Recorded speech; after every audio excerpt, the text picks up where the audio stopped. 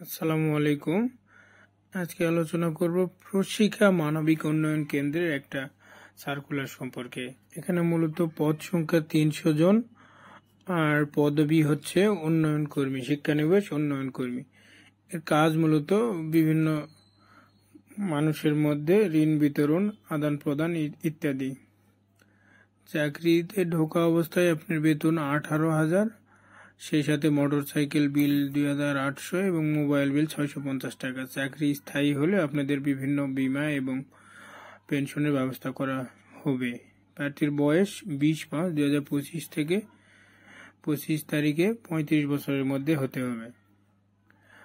আর আপনাদের বিভিন্ন আবেদন করার বিস্তারিত বিষয় এবং তাদের কাছে আবেদন পাঠানোর বিষয়গুলো, ঠিকানা সব নিচে ডিসক্রিপশন বক্সে লিখে দিব এবং আপনারা ভিডিওতে দেখতে পাচ্ছেন।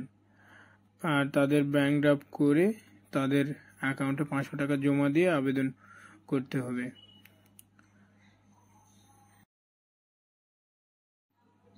আপনারা যারা বেকার আছেন তাদের জন্য এই চাকরিটা উপযুক্ত হবে। তাদের অভিজ্ঞতা বৃদ্ধি পাবে এবং তাদের জীবিকা নির্বাহ হবে।